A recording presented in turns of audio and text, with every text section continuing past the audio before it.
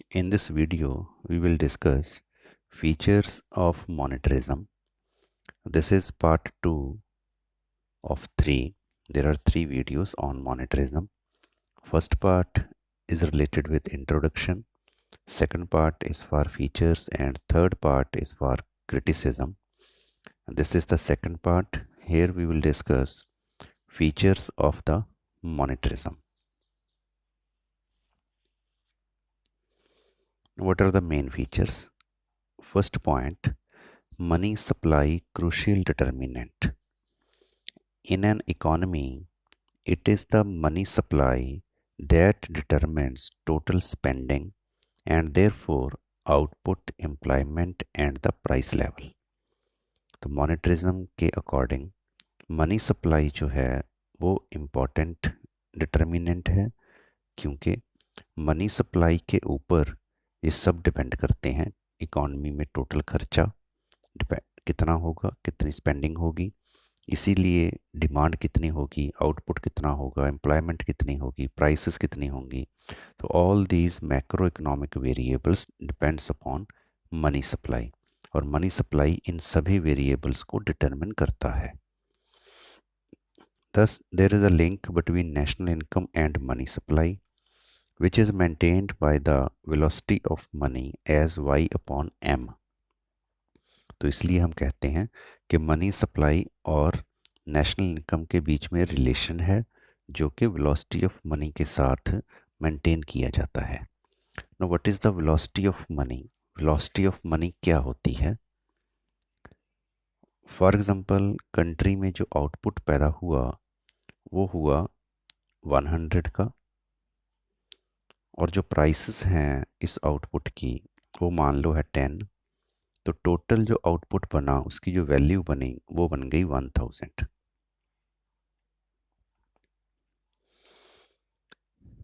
अब मार्केट में जो टोटल मनी सप्लाई है,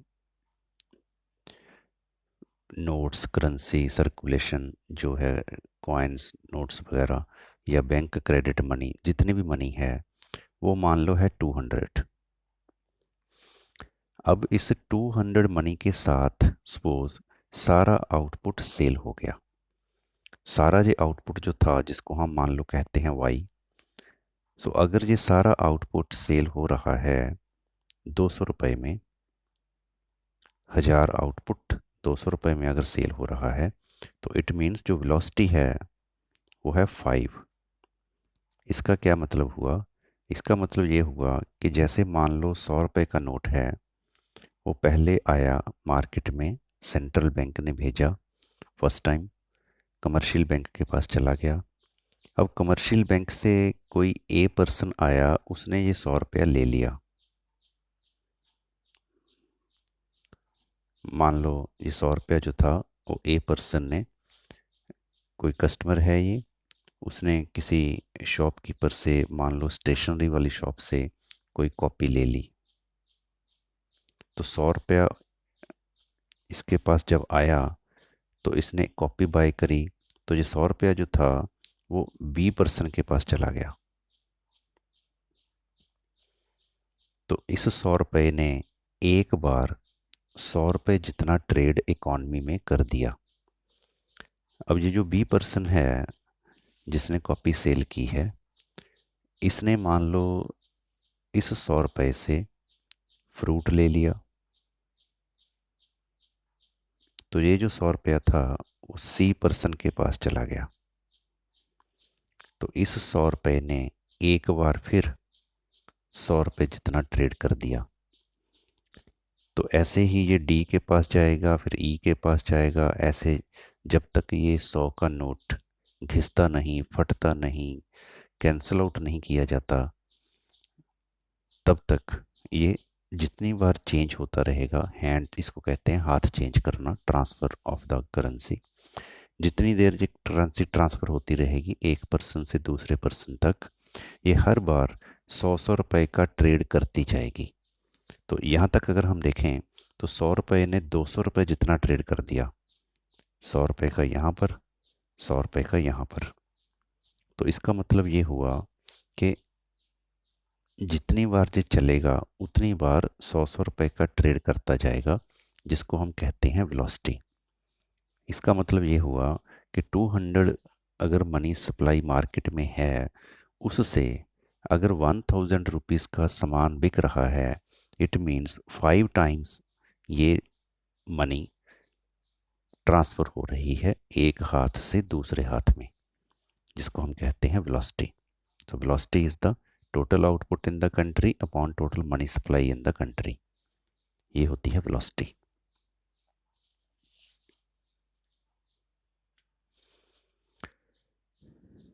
सो national income and money supply, national income means वही टोटल आउटपुट हमारा, एंड मनी सप्लाई जो मार्केट में मनी सप्लाई है। If velocity of money remains same, अगर वेलोसिटी ऑफ मनी सेम हो, then a change in money supply would change national income directly. अगर velocity of money same हो तो जैसे ही money supply change होगी तो जो आउटपुट है वो डायरेक्टली चेंज हो जाएगा। अब आप यहाँ पर देखो,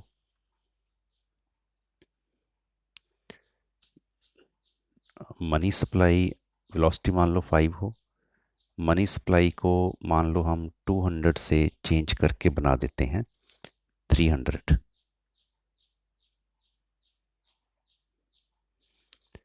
अब 300 के साथ ये सारा आउटपुट सेल हो रहा है 1000 का, वेलोसिटी 5 ही है। इट मीन्स इसकी जो वैल्यू है अब वो 300 इंटू 5 वो 1500 है आउटपुट की वैल्यू। अब ये आउटपुट की जो वैल्यू हुई 1500, इसके दो रीज़न हो सकते हैं या तीन रीज़न हो सकते हैं। देखो, एक रीज़न तो हो सकता है कि जो आउटपुट है वो 100, अगर हम यहाँ पे इसको लिख लें, नेशनल इनकम लिख लो, चलो output prices and national income. तो एक तो ये हो सकता है कि आउटपुट हमारा 100 ही हो पहले जितना, प्राइस हमारी 10 से बढ़कर हो जाए 15, तो टोटल आउटपुट बन जाएगा 1500 का। तो इसको हम कहेंगे direct relation between money supply and prices. Money supply के बढ़ने से प्राइसेस बढ़ गई, 50% मनी सप्लाई इंक्रीज हो गई और 50% ही प्राइसेस बढ़ गई, 10 to 15। या फिर ये कैसे हो सकता है 1500 कि प्राइस सेम ही रहे 10, आउटपुट इंक्रीज हो जाए, फिर भी ये 1500 बन जाएगा।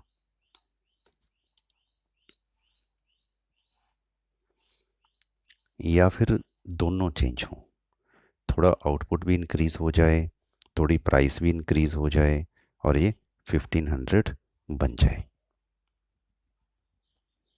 तो इसको हम कैलकुलेशन करके तीसरा तरीका कुछ भी बना सकते हैं।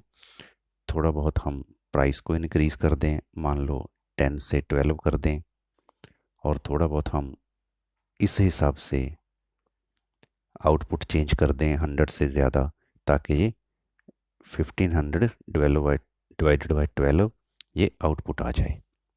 तो ये ऑलमोस्ट कितना आ जाएगा अगर हम 1500 को 12 से डिवाइड करें,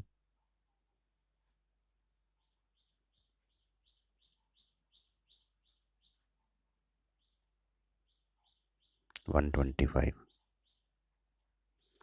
तो इसमें क्या हुआ, थोड़ी सी थोड़ी सी प्राइस इंक्रीज़ हो गई, थोड़ा सा आउटपुट इंक्रीज़ हो गया और नेशनल इनकम हमारी बन गई 1500। तो ये हम कहते हैं कि अगर वेलोसिटी सेम हो तो मनी सप्लाई बढ़ने से नेशनल इनकम बढ़ जाएगी। अब ये जो नेशनल इनकम बढ़ी है, ये प्योर प्राइस इंक्रीज होने से भी हो सकता है, प्योर आउटपुट इंक्रीज होने से भी हो सकता है, दोनों के इंक्रीज होने से भी हो सकता है। जब ये वाला पॉइंट होगा प्योर प्राइस इंक्रीज होने से इसको हम कहेंगे increase in the nominal value of output, इसको हम कहेंगे increase in the real value of output. और ये दोनों ही हैं, रियल वैल्यू भी इंक्रीज हुई और प्राइस भी इंक्रीज हुई, मनी वैल्यू भी इंक्रीज हुई। तो ये मतलब है यहाँ पर if velocity of money remain same, अगर वेलोसिटी सेम हो, and change in money supply, money supply को जब हम चेंज करेंगे it would directly change the national income, हमने मनी सप्लाई को इंक्रीज किया।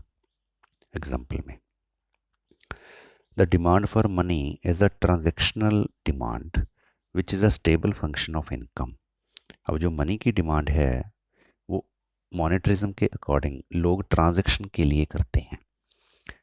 केन्स ने कहा था कि लोग स्पेकुलेशन के लिए भी मनी की डिमांड करते हैं, बट यहाँ पर हम मॉनेटरिज्म के थ्रू ये देख रहे हैं कि मनी की जो डिमांड है that is for the transaction and it depends upon income and the relation is stable. ये केन्स ने भी कहा था कि जो ट्रांजैक्शन डिमांड फॉर मनी है वो इनकम का फंक्शन है। तो यहाँ पे डिफरेंस क्या है कि यहाँ पे ये सारी डिमांड को ट्रांजैक्शन डिमांड ही मान रहे हैं, स्पेकुलेशन मान ही नहीं रहे। If the central bank increases the money supply, अगर मान लो मनी सप्लाई इंक्रीज हो जाए by purchasing securities, people who sell securities have increased their money holdings and they spend their excess money partly on assets and partly on consumer goods. तो इसमें क्या है कि अगर मान लो सेंट्रल बैंक मार्केट में मनी सप्लाई को इंक्रीज कर दे, अब सेंट्रल बैंक मार्केट में मनी सप्लाई को इंक्रीज करने के सेंट्रल बैंक के पास बहुत तरीके हैं, जिसको हम क्रेडिट कंट्रोल मेजर्स भी कहते हैं, क्वांटिटेटिव हैं, क्वालिटेटिव हैं, जैसे BR, CRR, SLR ऐसे हैं। ऐसे ही एक ओपन मार्केट ऑपरेशन है। तो उसमें क्या है कि मान लो सेंट्रल बैंक ने जो मनी सप्लाई इंक्रीज़ की, वो इंक्रीज़ की लोगों के पास जो भी बॉन्ड्स थे गवर्नमेंट के वो बाय कर लिए। तो जब आपके पास मान लो 1000 रुपये का कोई बॉन्ड है गवर्नमेंट का, गवर्नमेंट ने आपसे वो बाय कर लिए, वापस ले लिया, तो आपके पास वो 1000 रुपये आ गए। तो उसमें लोगों के पास मनी आ जाएगी। जब लोगों के पास एक्स्ट्रा मनी आएगी, उस एक्स्ट्रा मनी को लोग स्पेंड करेंगे। दो चीज़ों पे स्पेंड करेंगे, या तो एसेट्स बाय करोगे आप और बॉन्ड्स लोगे कुछ, या फिर आप कंज्यूमर गुड्स लोगे। As a result national income will rise, तो नेशनल इनकम बढ़ जाएगी क्योंकि कंट्री में एक्सपेंशनरी चीज़ें हो रही हैं।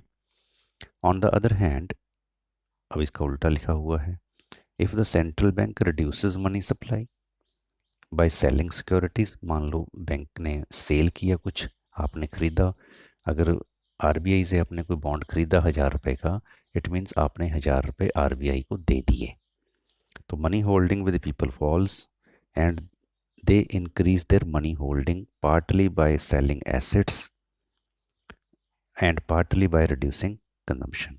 तो उसमें मनी होल्डिंग कम होगी लोगों के पास, तो मनी होल्डिंग कम हो गई तो मनी होल्डिंग को इंक्रीज करने की कोशिश करेंगे, या तो फिर वो अपने एसेट सेल करेंगे ताकि उनके पास पैसा आ जाए, या फिर वो अपनी कंजम्पशन को कंट्रोल करेंगे। तो इसको हम कहेंगे कॉन्ट्रैक्शनरी पॉलिसी। तो उसमें क्या होगा, नेशनल इनकम विल फॉल। दस on both counts the demand for money remains stable. तो डिमांड फॉर मनी जो है वो स्टेबल ही रहेगी, क्योंकि अगर लोगों के पास एक्स्ट्रा मनी है तो उसको वो खर्च कर देंगे, अगर लोगों के पास कम मनी है तो वो मनी को सप्लाई को बढ़ाने की कोशिश करेंगे। According to Friedman, a change in money supply causes a proportionate change in price or income or both। जैसे हमने यहाँ पर दिखाया कि मनी सप्लाई चेंज होने से या तो प्रोपोर्शनेटली प्राइस चेंज होगा, या आउटपुट चेंज होगा, या फिर दोनों चेंज होंगे। Given the demand for money, if economy is operating at less than full employment level, अगर फुल एम्प्लॉयमेंट से कम की सिचुएशन है, then an increase in money supply increases employment because people spend their extra money.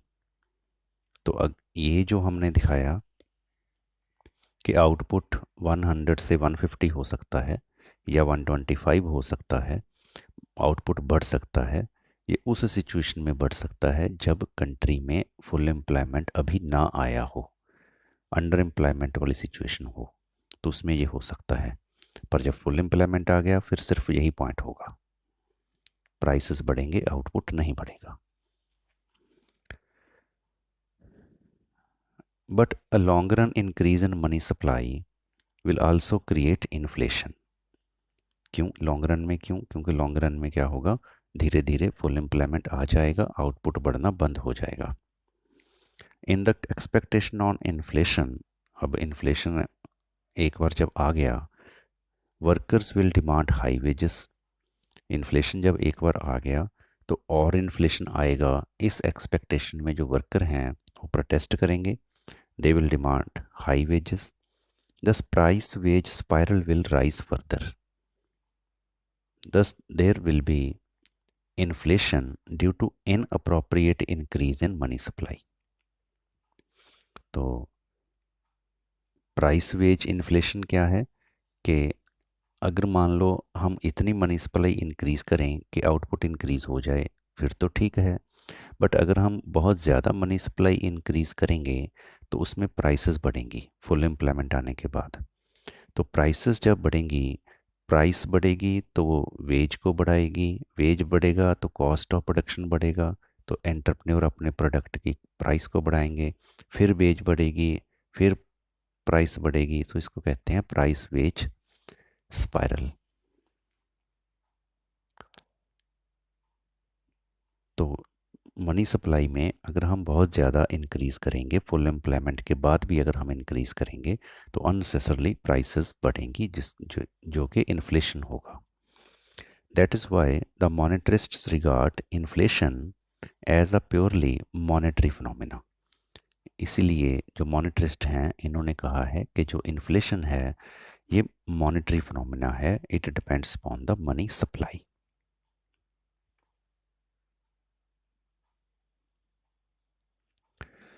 The monetarists regard their viewpoint as revolutionary, as against Keynesian view, because the rate of interest plays no part in influencing either the demand for money or the supply of money।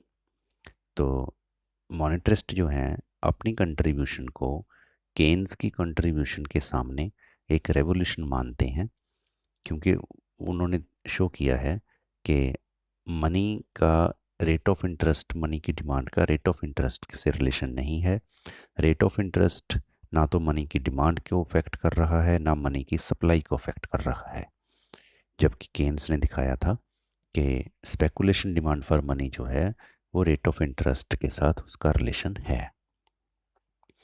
More over, changes in the money supply influence economic activity directly, not indirectly through changes in rate of interest like the Keynes।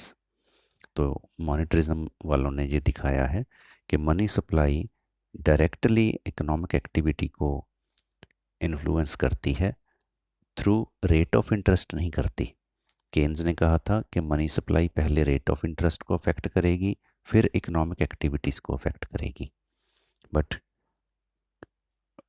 मॉनेटरिज्म के according ये money supply का economic activities के ऊपर direct, यहाँ पर direct का मतलब positive नहीं, डायरेक्ट का मतलब सीधा, not through rate of interest.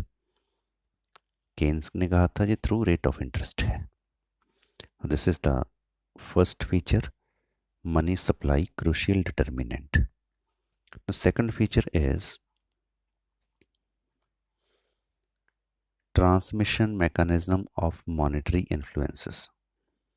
अब मॉनेटरी इन्फ्लुएंस, मनी सप्लाई का जो इन्फ्लुएंस है वो कैसे अफेक्ट करते हैं वेरिएबल्स को। It means the reshuffling of both financial and real assets in the portfolios of economic units. अब पोर्टफोलियो का क्या मतलब होता है? इकोनॉमिक यूनिट कोई भी हो गया, कोई भी इंडिविजुअल, कोई भी firm, that is the economic unit. मान लो कोई ए पर्सन है, उसके पास मनी है। अगर वो अपनी मनी को एक ही तरीके में रखता है, कैश रखता है या गुड्स की फॉर्म में रखता है या एसेट्स की फॉर्म में रखता है, देन कोई प्रॉब्लम नहीं, कोई पोर्टफोलियो नहीं। बट जब हम अपनी मनी को दो या दो से ज़्यादा पार्ट्स में रखते हैं, मान लो हम कुछ मनी को कैश रखते हैं, कुछ हम मनी को बॉन्ड्स की फॉर्म में रखते हैं, कुछ हम मनी को बैंक में रखते हैं, कुछ हम मनी को गुड्स की फॉर्म में रखते हैं, कंज्यूमर गुड्स कंजम्पशन की फॉर्म में रखते हैं, कुछ हम सेव कर लेते हैं, आइडियल, कुछ भी हो सकता है। ये दो चीज़ें भी हो सकती हैं, 10 चीज़ें भी हो सकती हैं, that is more than one. More than one होना चाहिए। तो जब आप अपनी मनी को दो या दो से ज़्यादा जगह पर रखते हो, इसको कहते हैं पोर्टफोलियो। तो इस पोर्टफोलियो को मैनेज करना कि कौन सा पैसा इधर कितना, इधर कितना, इधर कितना, इधर कितना, यहाँ पे कितना, यहाँ पे कितना, यहाँ पे कितना, that is the known as portfolio management. तो यहाँ पर दिखाया क्या है, reshuffling of both financial and real assets. मतलब आपने अपनी मनी को दो हिस्से में रखा, मान लो, एक फाइनेंशियल एसेट्स, एक रियल एसेट्स। फाइनेंशियल एसेट्स हो गए बॉन्ड्स वगैरह, रियल एसेट्स होगी फिजिकल क्वांटिटी चीज़ों की। तो आपने अपनी मनी को थोड़ा इधर रखा, थोड़ा इधर रखा। रीशफलिंग मीन्स कुछ पैसा इधर से निकाल के इधर डाल दिया, इधर से निकाल के इधर डाल दिया, that is the reshuffling of the portfolio. तो इकोनॉमिक यूनिट जो हैं वो रीशफल करती हैं। Keynes considered only two types of assets, bonds and speculative cash balance. तो केन्स ने दो ही माने थे पोर्टफोलियो में, या तो बॉन्ड्स या फिर स्पेकुलेशन के लिए कैश रखना। According to monetarists, when the central bank increases the money supply by purchasing securities in the open market, their prices rise, but yields fall due to a fall in the market rate of interest. Now, monetarism के according जब central bank securities को bye करते हैं लोगों से open market में, तो securities की प्राइस बढ़ती है क्योंकि उसको बाय किया जा रहा है, पर उनकी यील्ड कम हो जाती है क्योंकि वो वापस खरीदा जा रहा है। क्यों? क्योंकि मार्केट रेट ऑफ इंटरेस्ट कम हो गया। अब जब सिक्योरिटीज़ को हम सेल करेंगे, आरबीआई बाय करेगा, तो उसमें हमारे पास कैश पैसा आएगा, मनी की सप्लाई बढ़ेगी, तो रेट ऑफ इंटरेस्ट कम हो जाएगा। People will therefore sell securities and their holding of money will increase. This will lead to the substitution of excess money balances for financial assets and durable consumer goods। तो इसमें क्या होगा, इसमें substitution होगा financial assets में and consumer goods में, क्योंकि लोगों के पास मनी सप्लाई आई, उस मनी सप्लाई को अब लोग मैनेज करेंगे। This increase in aggregate expenditure on assets and goods, क्योंकि वो पैसा यहाँ पे लग रहा है, यहाँ पे लग रहा है, will tend to raise national income. तो नेशनल इनकम बढ़ेगी क्योंकि एक्सपैंड होगी economy. This is the substitution effect of the portfolio adjustment process. इसको सब्सटीट्यूशन इफेक्ट कहते हैं कि मनी सप्लाई इंक्रीज होने से लोग ये सारी चीज़ों को बढ़ाएंगे। Further, when money is converted into securities with their purchase in the open market, the nominal wealth of the community increases. लोगों के पास पैसा आया, this is the direct wealth effect, क्योंकि जब मनी सिक्योरिटीज़ को सेल किया हमने, हमारे पास पैसा आ गया, तो डायरेक्टली हमारे पास जो नॉमिनल इनकम है वो इंक्रीज हो गई।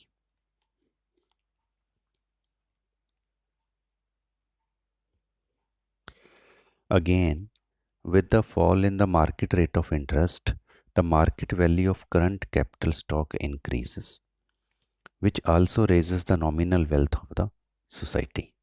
तो मनी सप्लाई हमारे पास आई, मार्केट रेट ऑफ इंटरेस्ट कम है, तो उसमें जो हमारी करंट कैपिटल स्टॉक है उसकी वैल्यू, मार्केट वैल्यू ज़्यादा हो जाएगी और हमारे पास और भी ज़्यादा वेल्थ शो होगा, कैश या मनी फॉर्म में, उसकी मनी वैल्यू।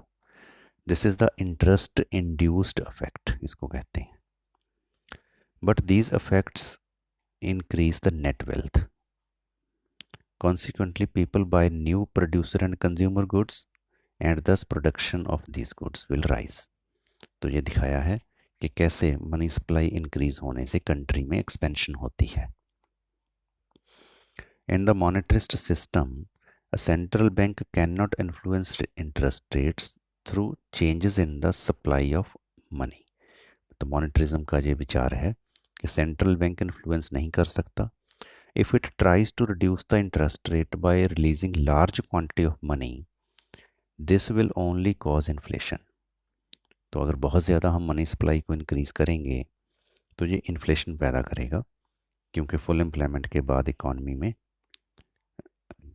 क्योंकि since the economy is already at near full employment level, क्योंकि इस चीज़ की वजह से, ऊपर वाले सारे कारण की वजह से इकॉनमी पहले ही एक्सपेंशन पर है। एक्सपेंशन पर होते होते इकॉनमी फुल एम्प्लॉयमेंट के पास पहुंची हुई है या फुल एम्प्लॉयमेंट आ चुका है। तो अगर हम और एक्सेसिव मनी सप्लाई इंक्रीज़ करते हैं तो उससे इन्फ्लेशन होगा। In fact this will reduce the real money supply, तो उसमें मनी सप्लाई की वैल्यू या मनी की वैल्यू कम हो जाएगी क्योंकि इन्फ्लेशन हो गई, and market rate of interest बढ़ जाएगा। The monetarist consider this as a revolution. Third feature is determinant of real national income. In the long run, the level of real national income is determined by the forces of demand and supply because of the flexibility of wages, interest and prices. तो ये classical economics की तरह ही है कि long run में जो real national income है वो डिमांड सप्लाई के अकॉर्डिंग डिटरमिन होगी, क्योंकि जो वेज है, इंटरेस्ट है, प्राइसेस हैं, वो फ्लेक्सिबल हैं, कम ज़्यादा हो सकती हैं। इक्विलिब्रियम हमेशा डिमांड सप्लाई में बना रहेगा। लेबर की डिमांड सप्लाई में इक्विलिब्रियम वेज, फ्लेक्सिबल वेज की वजह से बन जाएगा। कैपिटल की डिमांड सप्लाई में इक्विलिब्रियम इंटरेस्ट रेट की वजह से बन जाएगा। Thus the economy is usually near the full employment level, इसके पास ही रहेगी। Friedman refers to this as the natural rate of unemployment. मतलब मान लो 97% लोगों को एम्प्लॉयमेंट मिला हुआ है, 3% लोगों को अनएम्प्लॉयमेंट हैं, ये अनएम्प्लॉयड हैं, 3% लोग फ्री हैं, उनको काम नहीं मिला हुआ। तो ये ठीक भी नहीं हो रहा। सपोज 97 को ही मिला हुआ है काम, 3 को मिल ही नहीं रहा, बहुत कोशिश की, तो फ्रीडमैन के अकॉर्डिंग इस कोशिश को करने का फ़ायदा नहीं है, ये अनएम्प्लॉयमेंट रहेगा ही रहेगा। अगर मान लो सपोज करो 90% लोगों के पास काम है, 10% लोगों के पास काम नहीं है, तो इसको ठीक करने के लिए मनी सप्लाई को इंक्रीज़ किया। मनी सप्लाई को इंक्रीज़ करके 97% लोगों को काम मिल गया, 7% लोगों को और काम मिल गया। तो अगर आप सोचो कि और मनी सप्लाई इंक्रीज़ कर दो तो इनको भी मिल जाएगा, फ्रीडमैन के अकॉर्डिंग ऐसे नहीं होगा। तो अगर और आप मनी सप्लाई इंक्रीज़ करोगे तो इनको एम्प्लॉयमेंट तो नहीं मिलेगा, उल्टा प्राइसेस बढ़ जाएंगी, इन्फ्लेशन हो जाएगी। तो इतनी अनएम्प्लॉयमेंट हमेशा रहेगी ही रहेगी सिस्टम में, जिसको केन्स ने, मॉनेटरिज्म ने, फ्रीडमैन ने कहा है natural rate of unemployment. This view is in contrast to the Keynesian view that there is always under employment equilibrium. तो वो इस मॉनेटरिस्ट जो हैं वो इसी को फुल एम्प्लॉयमेंट मानते हैं। तो इस फुल एम्प्लॉयमेंट पे इक्विलिब्रियम हो सकता है इनके अकॉर्डिंग, मॉनेटरिज्म के अकॉर्डिंग। केन्स के अकॉर्डिंग इससे भी पहले इक्विलिब्रियम है। Fourth feature, stable economy, that is there are no sudden fluctuations in consumption और इन्वेस्टमेंट। तो अचानक कोई चेंज नहीं आती, मोर और लेस इकॉनमी स्टेबल ही रहती है। According to monetarists, instability exists in the economy on account of monetary and fiscal policies adopted by the government because of operational lags. तो मॉनेटरिस्ट के अकॉर्डिंग अगर मान लो अप डाउन आते भी हैं इकॉनमी में, वो अप डाउन आते हैं मॉनेटरी पॉलिसी के प्रॉपरली फंक्शनल होने में जितना टाइम लगता है उस टाइम की वजह से। To stabilise the economy and to avoid inflation, अगर हम इकॉनमी को स्टेबल करना चाहते हैं, इन्फ्लेशन को अवॉइड करना चाहते हैं, Friedman advocates a steady growth rate in the rate of money supply. Smooth, not एकदम बहुत ज़्यादा नहीं करनी मनी सप्लाई, रोकनी भी नहीं, थोड़ा थोड़ा मनी सप्लाई करना है ताकि इकॉनमी स्मूथ ऐसे इस तरह से जो इकॉनमी है वो ग्रो करती जाए। When the money supply increases at the same rate as output, ये बहुत इंपॉर्टेंट है, the national income grows without inflation। तो मनी सप्लाई अगर आउटपुट की स्पीड से चलती रहेगी फिर इन्फ्लेशन नहीं होगा। Last feature, important role of expectations. The monetarists hold that expectations are rational and thus future results are anticipated. मॉनेटरिस्ट के अकॉर्डिंग जो भी लोग फ्यूचर के बारे में एक्सपेक्ट करते हैं, प्राइसेस के बारे में, गवर्नमेंट की पॉलिसीज़ के बारे में, वो मोर और लेस सही होती हैं expectations, that is known as the rational expectation. इसलिए जो फ्यूचर रिजल्ट्स हैं उनको पहले एंटिसिपेट किया जा सकता है।